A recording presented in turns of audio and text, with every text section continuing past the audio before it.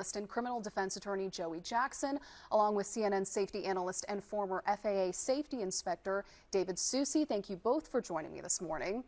Well, the government attorneys for Boeing argue that the judge should accept this deal. So let's start with you, Joey. What are some reasons that the judge might reject this plea deal?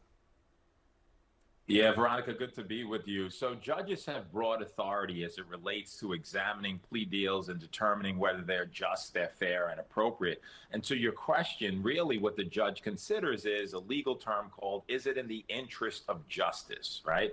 So a judge is going to balance various priorities, right? We started off by talking about the victims and how the victims are none too pleased as it relates to this deal, believing it's a sweetheart deal, and there needs to be more accountability. There needs to be more executives who are held accountable. And by the way, this should have not happened in the first place. You can't engage in these deceptive practices and expect to get away with it.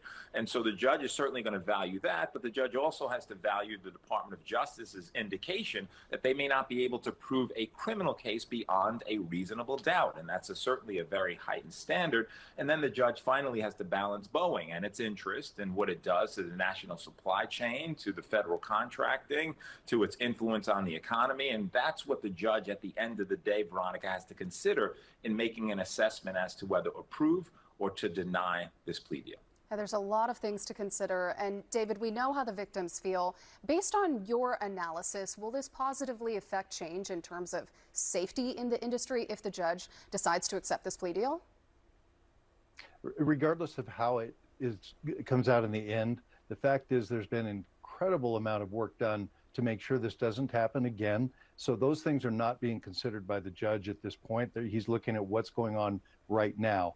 What I'm concerned about is the fact that the FAA seems to be walking away with this with their nose clean. It's all about Boeing right now, but there has to be consideration for the fact that they are complicit as well in allowing this position for Boeing to be in, allowing that to happen. They're in charge of oversight and safety. Where do they fall out of the picture here? So that's another thing I think the judge might want to have to consider, is the fact that is Boeing the only person that created this issue and made those crimes happen?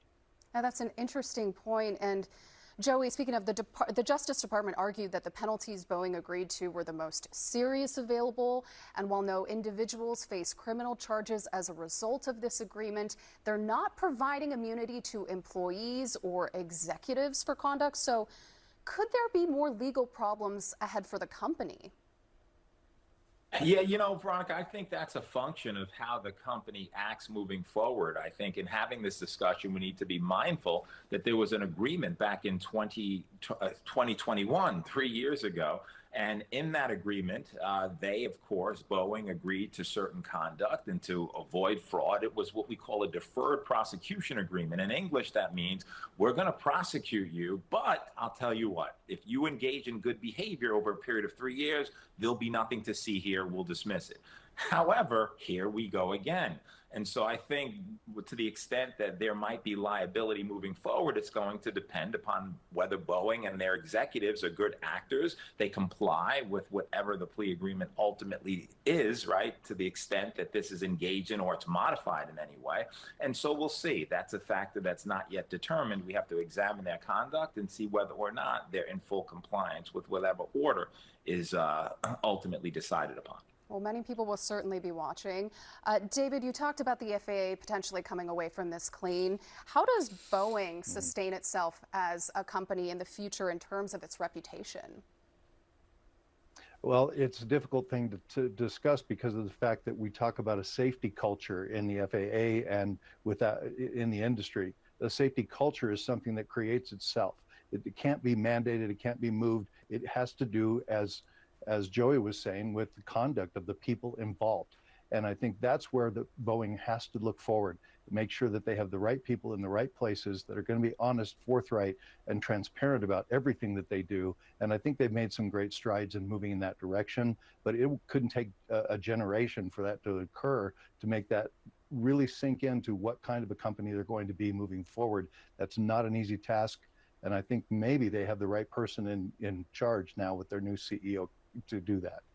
All right. Well, Joey Jackson and David Soucie, thank you so much for your analysis. Still ahead, the warning from the DEA.